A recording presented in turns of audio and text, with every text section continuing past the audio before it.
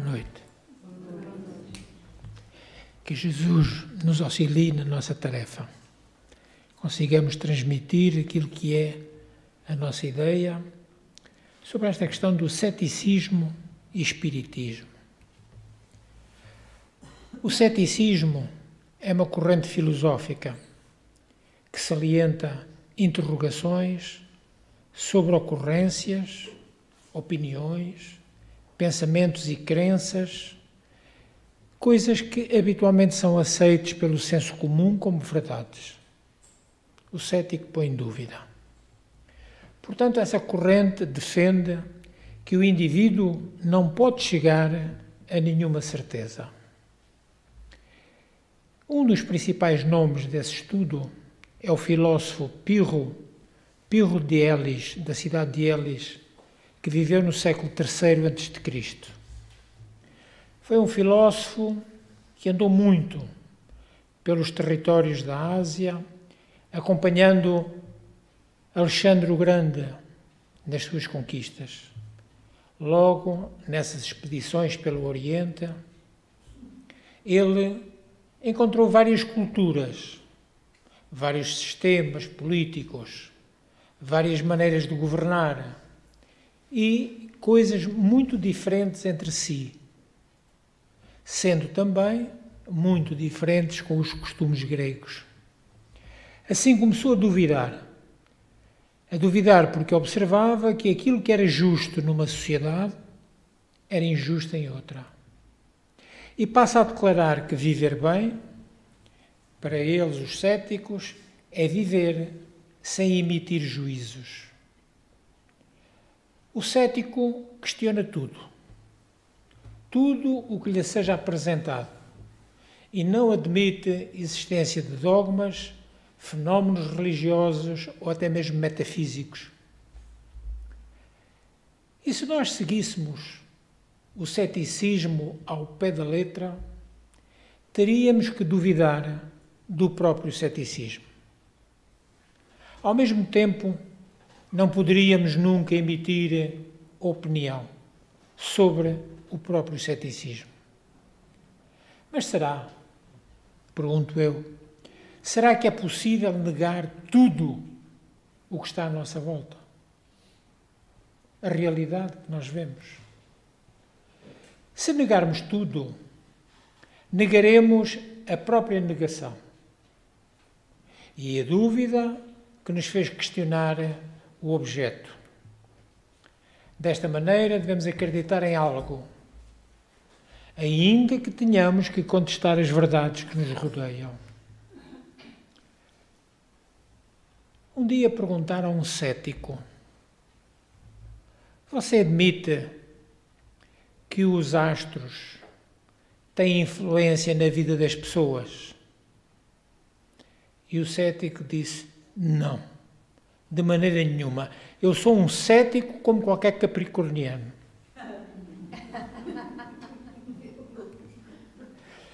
Então, atualmente, a palavra designa aquelas pessoas que duvidam de tudo. Aquelas pessoas que não acreditam em nada. E Allan Kardec, na primeira parte, nas noções preliminares do Livro dos Médiuns, Allan Kardec afirma: a causa principal da dúvida sobre a existência dos espíritos é a ignorância da sua verdadeira natureza. E por isso, o mestre Kardec, preocupado com este assunto, no livro Obras Póstumas, afirma o seguinte: o direito de exame e de crítica é um direito inapelável, ao qual o Espiritismo não tem a pretensão de se subtrair, como não tem a de satisfazer todo o mundo. Cada um, pois, está livre para aprová-lo ou rejeitá-lo. Mas seria necessário discuti-lo com conhecimento de causa. Ora, a crítica, continua Kardec, não tem senão muito frequentemente provado a ignorância de seus princípios mais elementares, fazendo-lhe dizer precisamente o contrário do que o Espiritismo diz, atribuindo-lhe o que o Espiritismo nega, confundindo-o com as imitações grosseiras, até mesmo algumas burlescas do charlatanismo, dando, enfim, como a regra de todos, as excentridades apenas de alguns.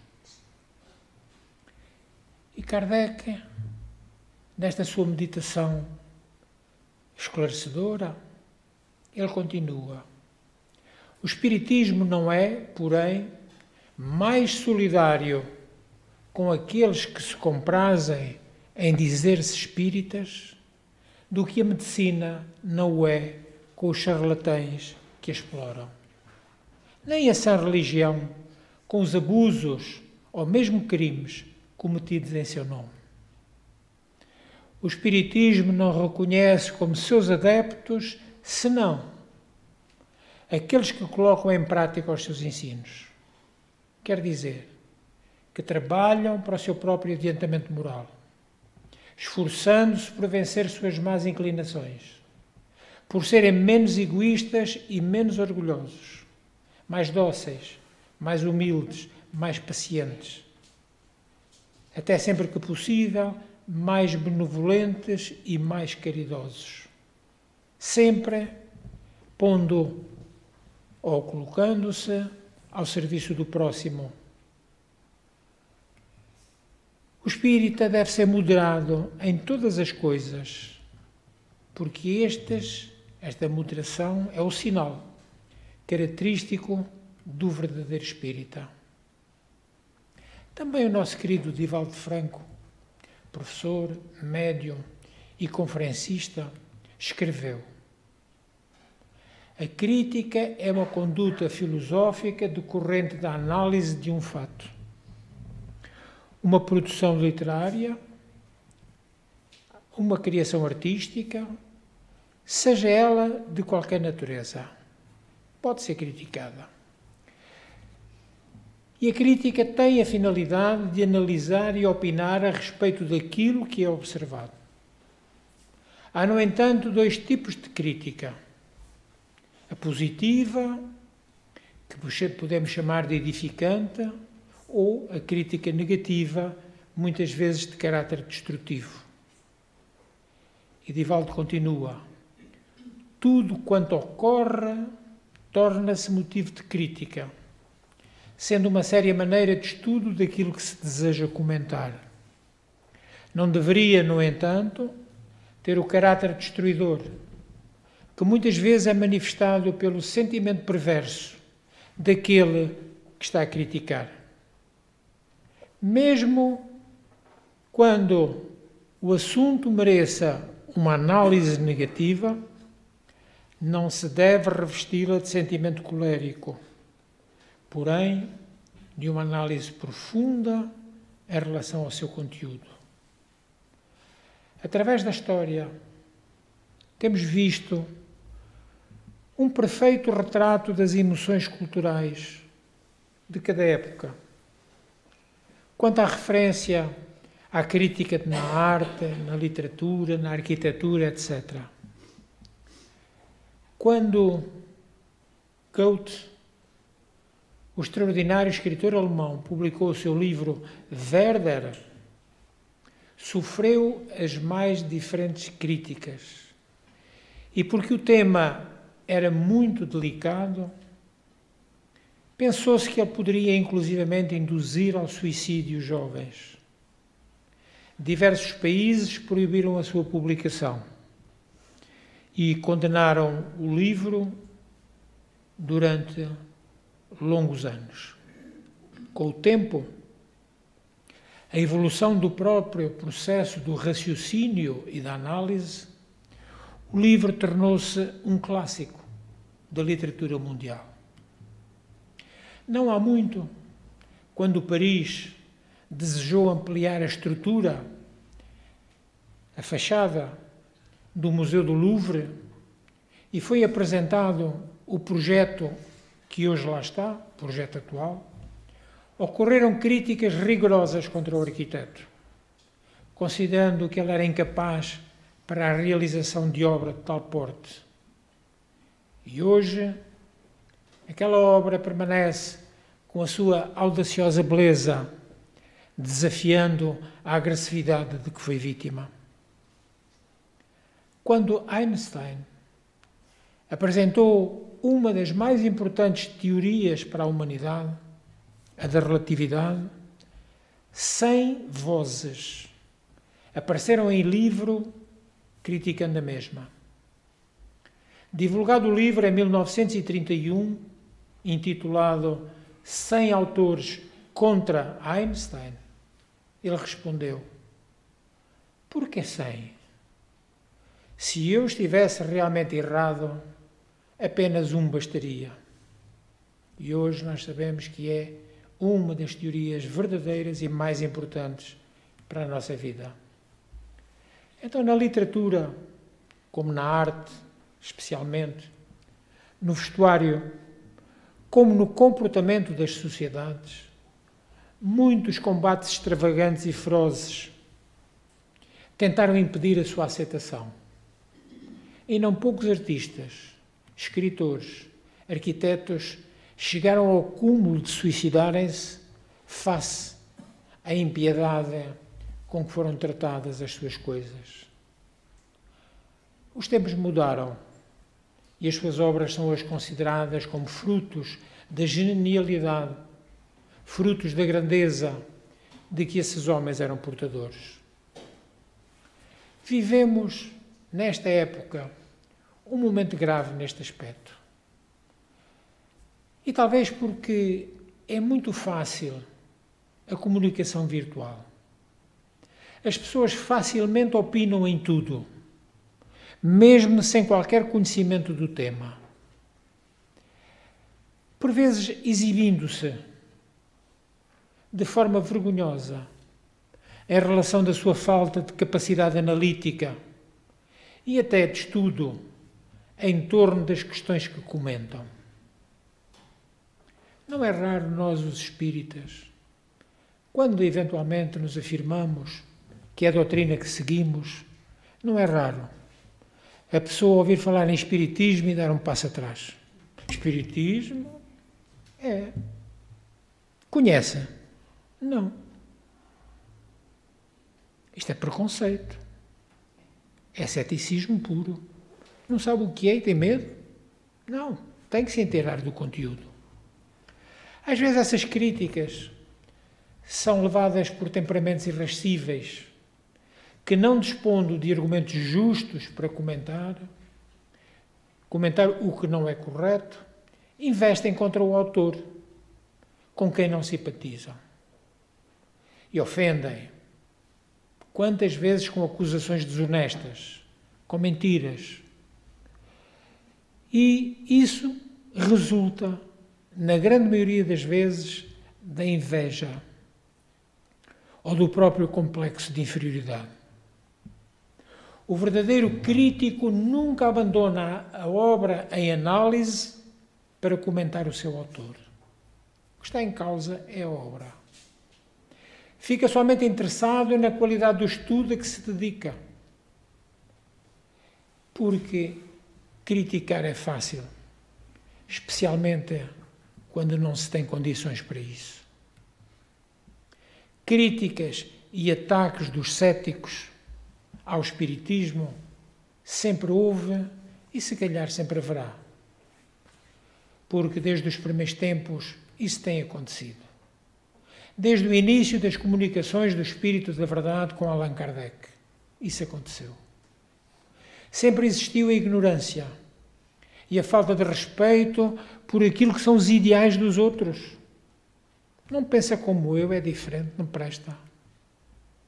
Hoje, sabemos, ninguém ousa criticar o espiritismo ou os espíritas por escrito. Vocês não veem críticas ao espiritismo por escrito. Como se viram imediatamente após a publicação da codificação. Porque Essas pessoas sabem que não nos faltam argumentos para defender as nossas teses. Ou que não nos faltam argumentos para contestar as suas falsas afirmações. Ao longo do século e meio, a nossa doutrina, nenhuma polémica ficou sem a devida contestação. Nenhuma. Ou a verdade deixou de ser reposta por isso. Então as pessoas hoje preferem utilizar, quando em grupo, os olhares de escárnio ou os sorrisos de troça, quando alguém em conversa afirma ser espírita. Entretanto, o que nos ensina a nossa doutrina? Ensina-nos firmemente a amar, perdoar, compreender, pacificar e aceitar, pois precisamos exercitar-nos quanto a estas virtudes e outras, quando regadas pelo amor. Isso já é caridade. Caridade até para nós mesmos. E é lembrar sempre o ensino de Jesus. O ensino base da nossa doutrina. Sem a caridade não há salvação. Sejamos caridosos com os céticos, com os críticos. Muitos vêm em busca dos centros espíritas, mas não se conformam, porque achavam que o espiritismo ia curar as suas dores, ia resolver de imediato os seus problemas, até os materiais. Logo, afastam-se. Mas isso é um mero engano. O espiritismo ensina-nos a encontrar a cura, a resolver os nossos problemas, mas por nós mesmos, pelo esforço do nosso trabalho, com as nossas dores, a derramarmos lágrimas e quantas vezes suores, para darmos o justo valor do que Jesus nos ensinou e exemplificou. Foi por isso que Jesus veio, para nos ensinar a ter coragem para a nossa própria salvação. Jamais seremos salvos por milagres caídos do céu. Jamais. Além de que os ensinamentos de Jesus eram e são até hoje e sempre serão para o nosso futuro. Entretanto, este futuro não é o amanhã. Este futuro é o nosso regresso ao mundo espiritual. É até mesmo o nosso futuro para outras existências vindouras. E quanto à duração desse tempo, dependerá exclusivamente de cada um de nós, em função do nosso esforço por evoluir. Convidada a fazer uma preleção sobre a crítica cética, a conferencista compareceu ante aquele auditório que estava superlotado. E ela carregava uma pequena mala. Após cumprimentar a audiência, todos aqueles presentes, retirou os livros e a jarra de água que estavam sobre a mesa, deixando somente a toalha muito branca. Em silêncio, acendeu uma lâmpada forte, enfeitou a mesa com dezenas de pérolas que ela trazia na mala. Espalhou várias dúzias de flores frescas e perfumadas. Logo após, apanhou da sacola diversos enfeites de expressiva beleza e enfileirou-os com graça na mesa. Em seguida, colocou sobre a mesma mesa um exemplar do Novo Testamento com uma lindíssima capa dourada. Por último, e agora diante do assombro de todos aqueles que estavam assistindo, depositou no meio dos demais objetos uma pequenina lagartixa num frasco de vidro. Só então a conferencista se dirigiu ao público perguntando: o que é que os senhores estão vendo sobre a mesa? E a Assembleia respondeu em vozes, algumas delas discordantes: um bicho, um lagarto horrível, uma larva, um pequeno monstro. Esgotados breves momentos de expectativa, a expositora considerou: assim é o espírito da crítica destrutiva. Meus amigos, os senhores não viram o lindo forro de seda branco que está cobrindo a mesa. Não viram as flores, nem sequer sentiram o seu perfume. Não perceberam as pérolas lindíssimas, nem sequer as outras preciosidades. Não repararam no Novo Testamento tão lindo, nem sequer na lâmpada luminosa que acendi no início. Mas não vos passou despercebida, ou não passou despercebido aos olhos da maioria, a diminuta e feia lagartixa. Sorridente, aquela mulher concluiu a sua exposição esclarecendo: nada mais tenho a dizer. Quantas vezes não temos sido cegos para as coisas e situações valiosas da vida? Acostumados a ver somente os fatos que denegridem a sociedade humana, apenas voltamos a olhar para os detritos morais das criaturas.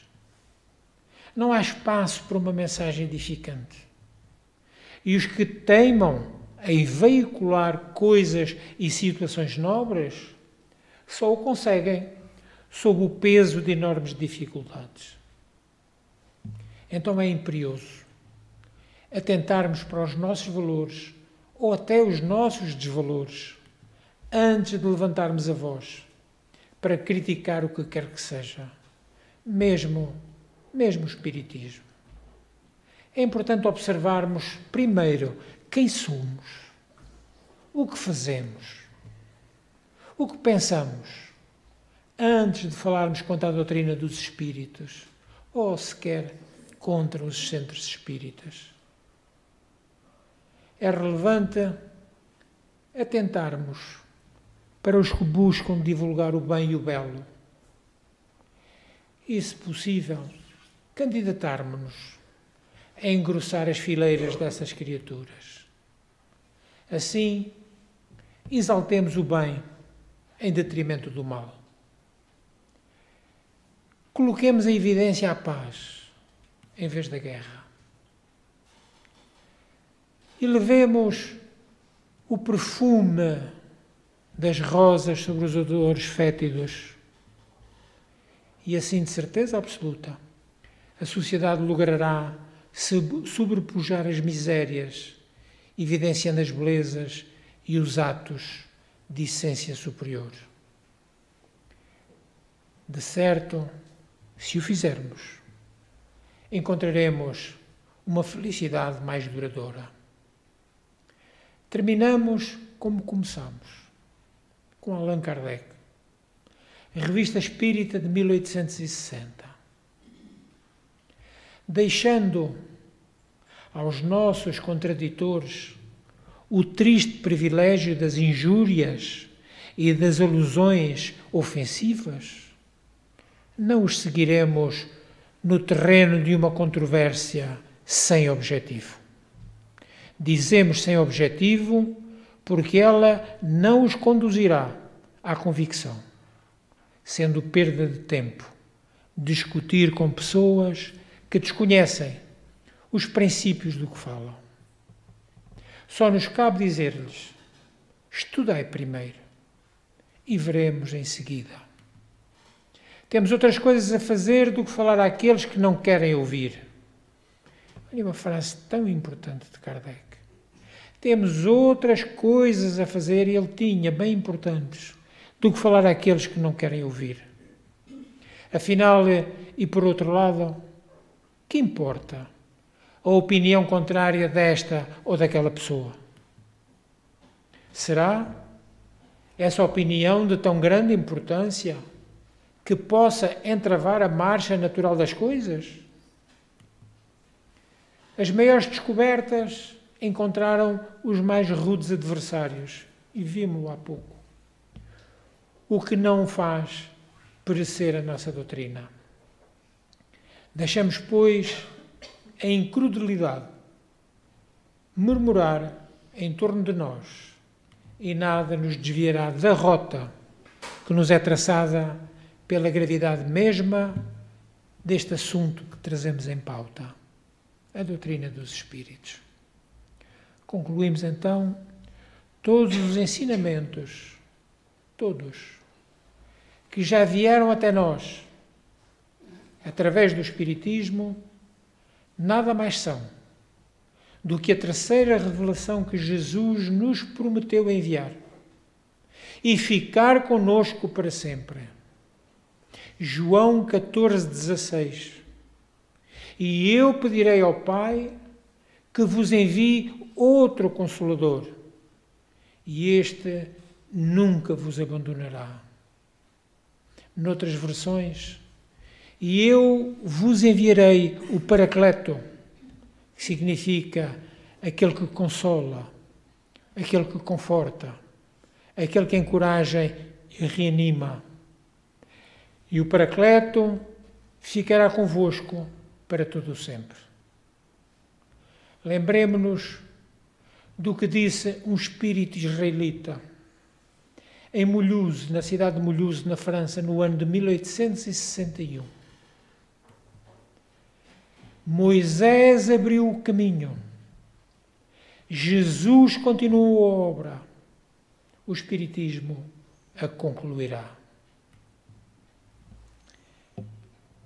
Sejamos dignos da nossa doutrina. E a melhor coisa que nós podemos fazer por ela, segundo Emmanuel, é divulgá-la com verdade, com realismo. Convidarmos as pessoas a conhecerem a doutrina e falarem depois. Convidá-los a vir à casa espírita, fazendo-lhes perceber que são casas onde nós estudamos. Poucos, com grande pena nossa, poucos se inscrevem nos cursos básicos. Se for online, inscrevem-se muitos. Se for em presença, muito poucos. Porque o conforto do sofá, às vezes, leva-nos a não querer passar um pouco mais de frio, apanhar um pouco mais de chuva. E às vezes até afirmamos, eu não vou lá perder uma hora, esquecendo-se de que nunca perdemos um minuto sequer quando estamos na doutrina espírita. Ganhamos muito tempo. Se calhar ganharemos muita saúde. Se calhar ganharemos muita felicidade. Porque a doutrina nos irá confortar. Pela vossa atenção, muito obrigado.